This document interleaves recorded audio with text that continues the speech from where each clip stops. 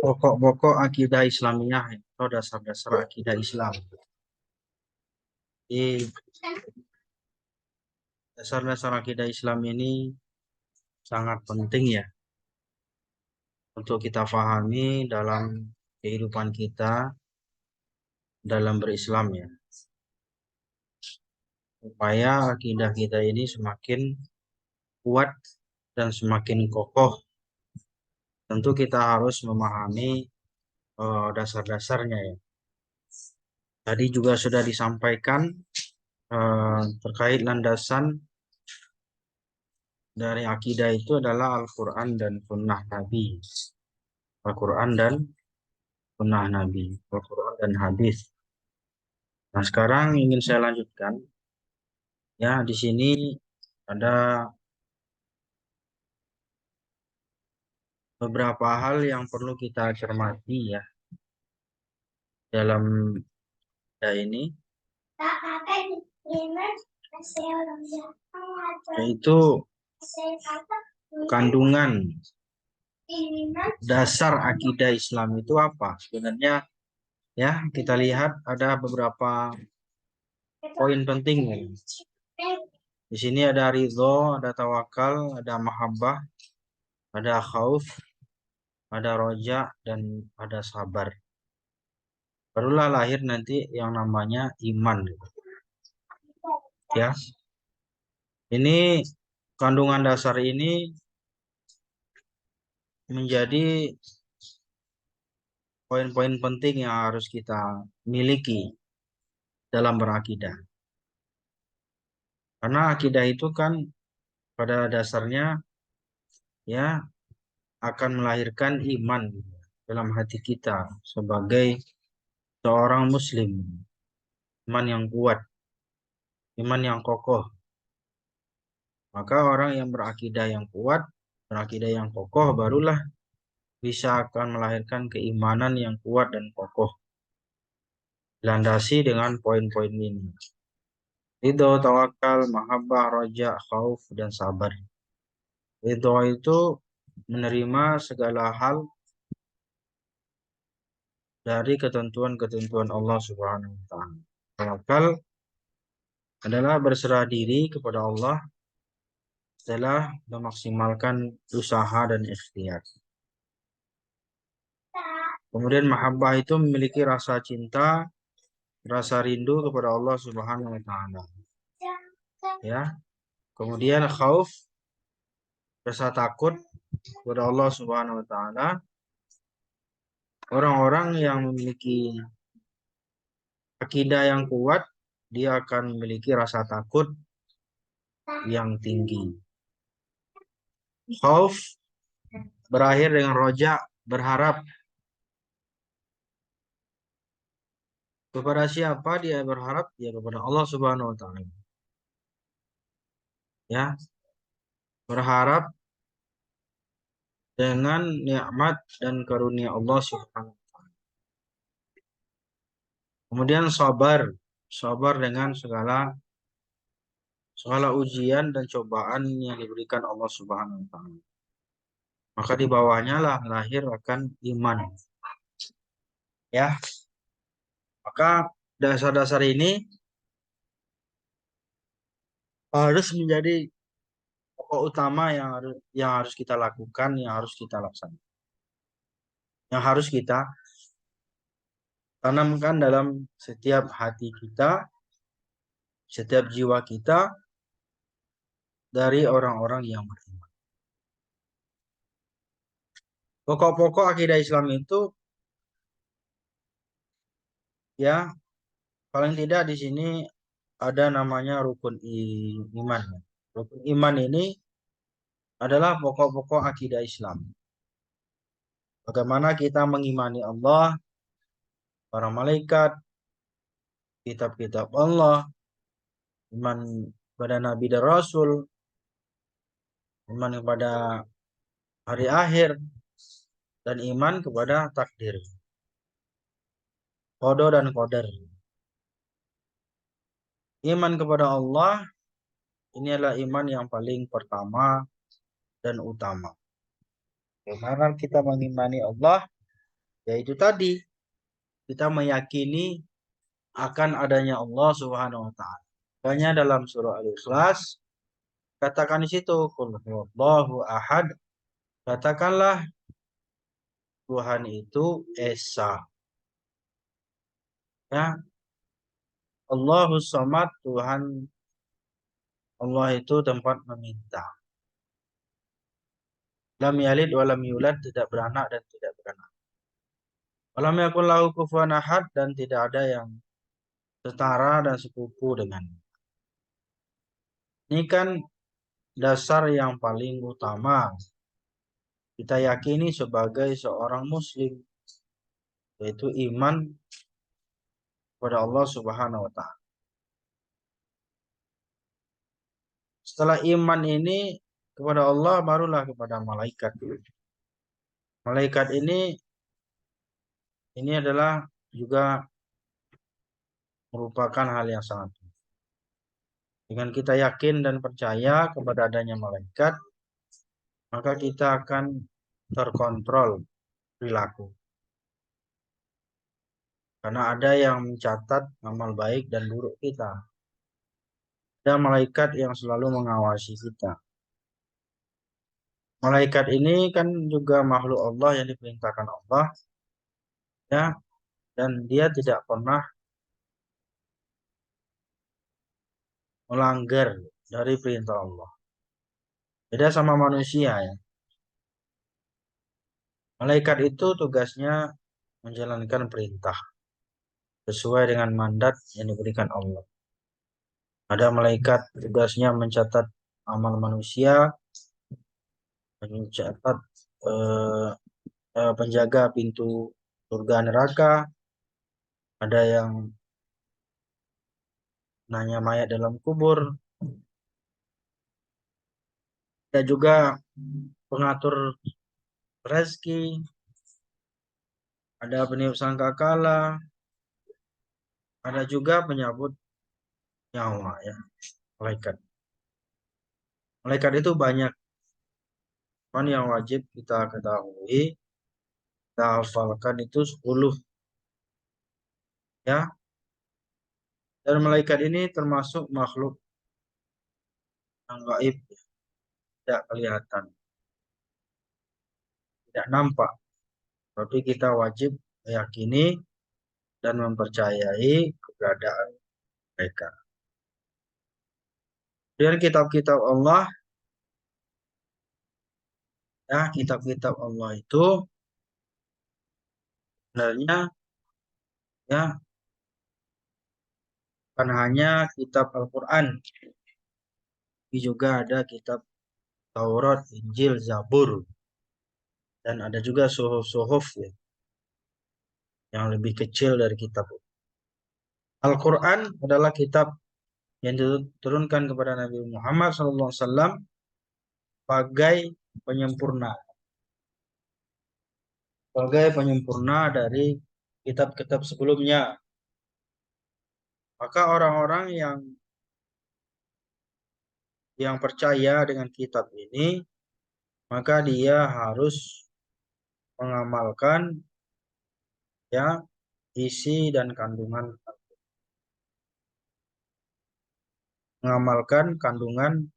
ajaran-ajaran yang ada di dalam Al-Quran.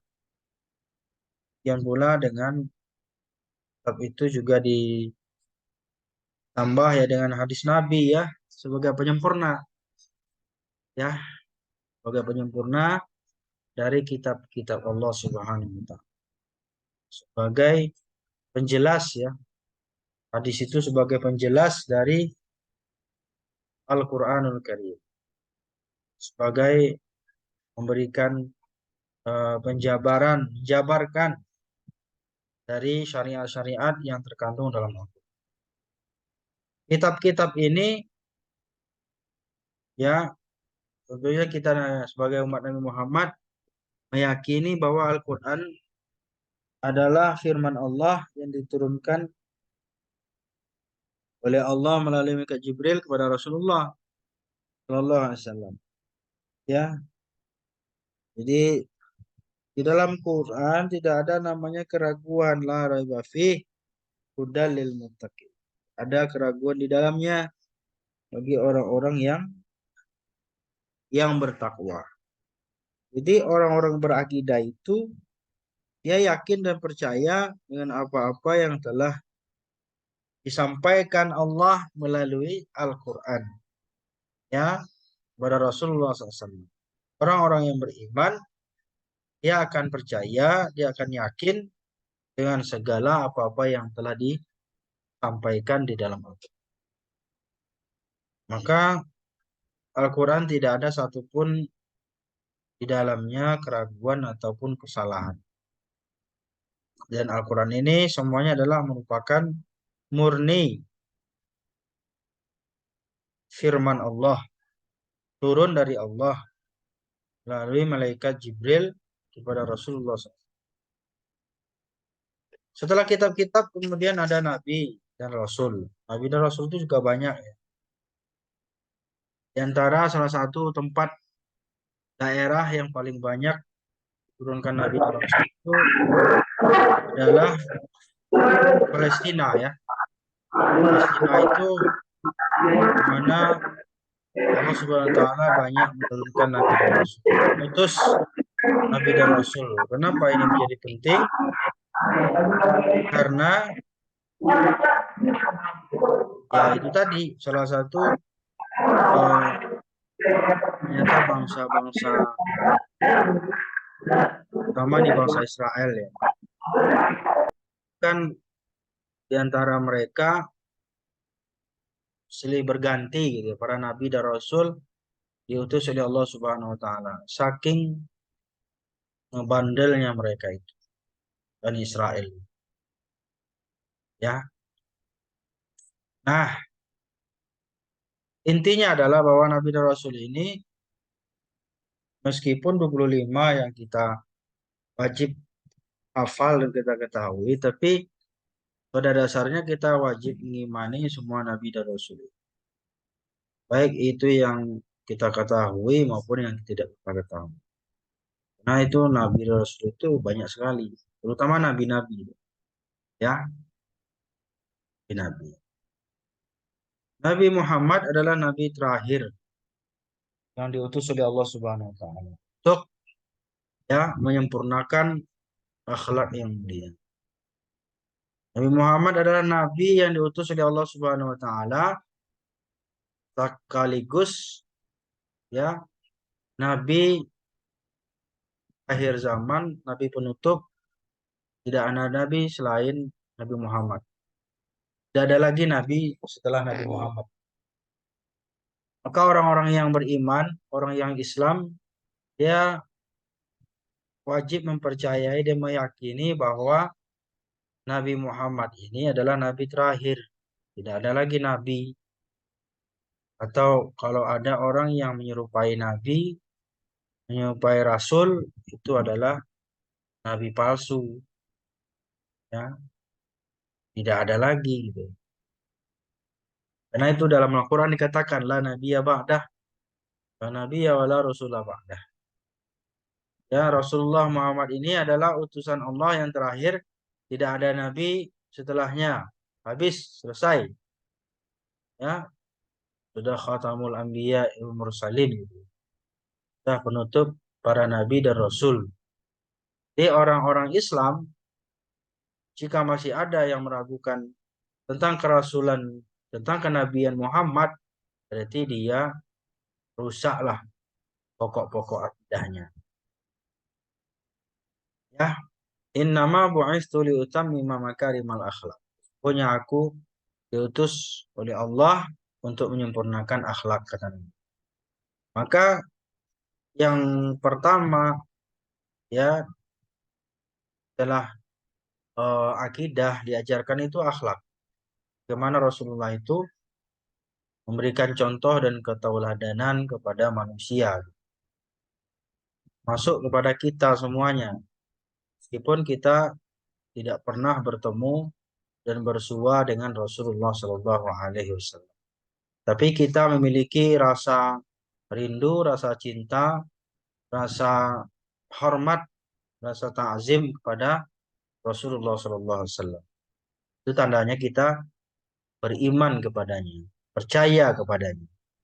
Kemudian ada lagi iman kepada hari akhir. Hari akhir itu hari kiamat. Karena dunia ini adalah baharu ya. Setiap baharu pasti akan berakhir. Setiap ciptaan pasti akan berakhir. Yang tidak berakhir adalah pencipta, sang pencipta. Allah yang tidak akan berakhir karena dia yang menciptakan. Semua ciptaannya pasti berakhir. Dunia ini akan berakhir dengan akhirat. Hari akhir itu kita wajib percayai dan yakin. Sebagai seorang muslim, kita wajib meyakini dan percaya adanya hari kiamat gitu. Ya, ya jangan sampai nantang-nantangin Allah. Ya, ada juga orang yang tidak percaya hari kiamat, hari berbangkit, siksa kubur. Ya karena belum mati aja, coba deh kalau misalnya dia udah masuk kubur nanti baru nyesel. Maka rusaklah akidah kita apabila seseorang tidak mempercayai tentang hari akhir. Hari di mana semua akan berakhir, semua akan selesai, semua akan kiamat, semua akan diminta pertanggungjawaban. Ya, hari akhir itu di mana hari penghisapan ya. Ditimbanglah amal baik dan amal buruk. Tinggal bagaimana manusia itu mempersiapkan diri sebelum datangnya hari akhir itu, hari kiamat itu. Maka orang-orang yang beriman ya, dia akan selalu mempersiapkan diri, mempersiapkan amalnya ya untuk menghadapi yang namanya hari akhir. Hari hari akhir ya, hari akhir. Hari kiamat. Ya, dalam Al-Qur'an banyak sekali itu ayat-ayat yang menjelaskan, menegaskan tentang hari hari kiamat. Oh, Al-Qari'ah itu kan hari kiamat juga ya. Ya.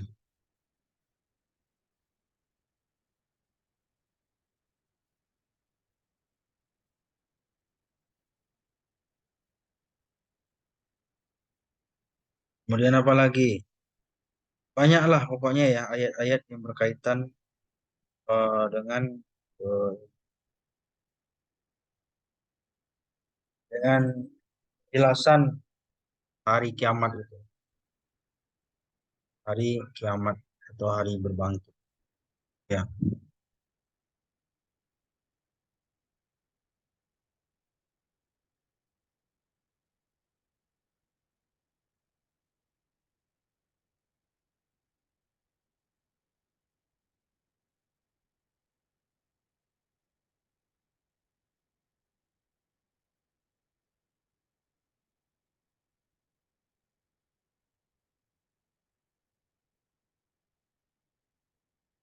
Nah, kemudian yang terakhir itu iman kepada takdir, qada dan qadar. Sebagai seorang manusia, sebagai makhluk yang diciptakan Allah, tentu kita ada namanya takdir. Qada dan qadar, ketetapan ya. Ketetapan dalam kehidupan kita ya. Manusia itu ada takdirnya, manusia itu ada kodonya.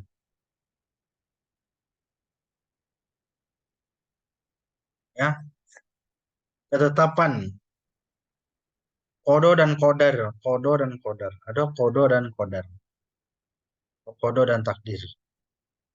Kodo itu ketetapan dari azalinya. Takdir itu, jadi takdir itu ada juga dua ya. Takdir seperti misalnya ada manusia itu takdirnya eh, ya memang seperti lahirnya seorang laki-laki gitu ya. Jadi dia takdirnya sudah laki-laki, takdir mubram namanya. Nah lagi mualak, mualak itu bisa dirubah itu. Ada kaitannya dengan usaha manusia, seperti seorang yang bodoh ingin pintar belajar bisa berubah. Yang tadinya miskin ingin kaya bisa bekerja dengan sungguh-sungguh bisa berubah gitu. Jadi yang tidak bisa berubah itu memang ada dan yang berubah juga ada. Tinggal kita memperhatikan saja ya takdir kodo dan kodar. Sebenarnya kodo itu yang nggak bisa berubah ya. Kalau kodar itu sebenarnya bisa ya. Kalau kodo itu dari azalinya udah tetap kan begitu ya.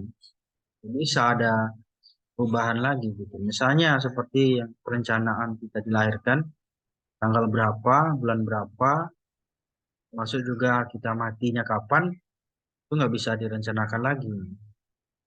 La yastakhiruna sa'ah wa la yastaqdimun. Nggak bisa diundur, nggak bisa dipercepat gitu ya. Oke.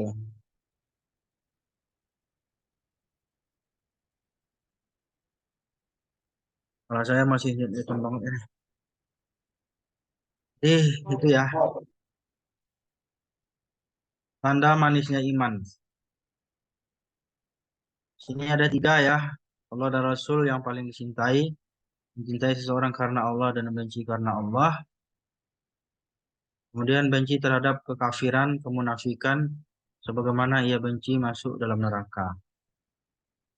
Ya, jadi kita harus benci terhadap kekafiran, kemunafikan. Bagaimana kita nggak mau masuk neraka kan gitu. Nggak ada orang senang masuk neraka, nggak ada orang mau masuk neraka. Nah ini tiga manis landasan ini menjadi penting juga bahwa kita sudah memiliki iman yang kuat gitu. Akan terasa dalam kehidupan kita. Ya, dari tiga poin ini kita akan eh, lebih dekat dengan Allah gitu, dan Rasulnya. Kita akan mencintai Allah dan Rasul melebihi dari segala-galanya. Dan mencintai manusia pun juga karena Allah dan benci juga karena Allah. Level cinta itu, mahabbah itu, mahabbatullah, cinta pertama kepada Allah, cinta kedua pada Rasul, Nabi dan Rasul, yang ketiga baru kepada manusia, pada orang tua, anak, istri, harta. Cinta yang pertama ini yang harus cinta pertama, yang kedua harus kita pupuk, sehingga ini komponennya lebih besar ya.